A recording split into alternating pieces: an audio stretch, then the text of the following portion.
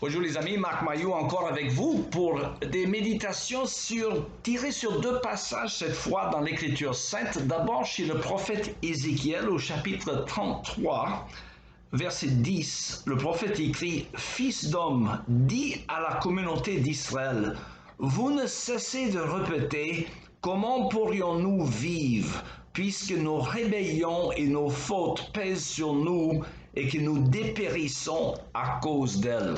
Comment pourrions-nous vivre?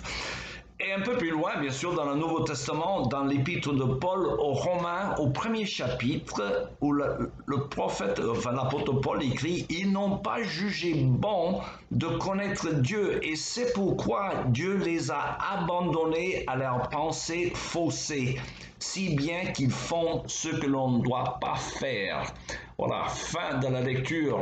Mes amis, pensez-vous que la foi chrétienne n'a pas changé les valeurs des gens où l'Évangile s'est implanté? Elle a complètement transformé des cultures, transformant des peuples jadis païens en peuples chrétiens.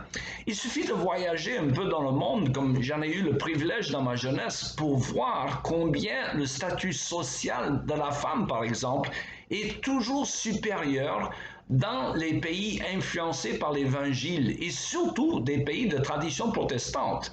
D'ailleurs, c'est dans ces pays scandinaves, par exemple, fortement influencés par la foi luthérienne où il y a le plus de femmes parlementaires et même des premiers ministres.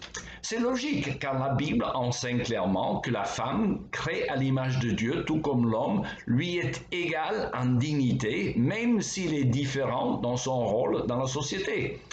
Alors, par contre, quelle est la valeur de la vie humaine pour les athées ou pour n'importe quel non-chrétien?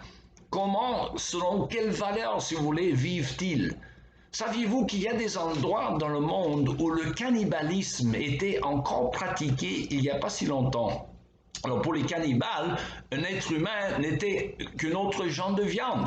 Au siècle dernier, un militaire américain dénommé James Heffley a échoué sur l'un de ces endroits, une île du sud Pacifique, lorsqu'il a remarqué que l'un des autochtones avec lesquels il marchait portait une Bible avec lui. Alors il dit à cet homme en souriant, « Nous les gens instruits à l'Occident, nous ne croyons plus guère à ce livre. » Et l'Autochtone souriait à son tour en répondant « Heureusement pour vous que nous y croyons », disait-il en frottant son ventre et dit « Sinon, vous seriez déjà ici. » Alors, saviez-vous que les Aztèques au Mexique consommaient des milliers de leurs ennemis, motivés par leurs convictions perverties qu'en les mangeant, cela les fortifierait du pouvoir qu'avait autrefois l'ennemi?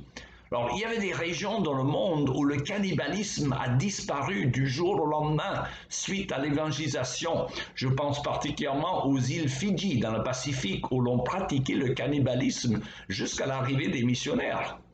Alors, un autre exemple du pouvoir de l'Évangile de transformer les cultures fut la disparition de la tradition qu'on appelait le sati, des coutumes en Inde selon lequel la veuve d'un homme était brûlée vif avec son mari défunt à sa mort.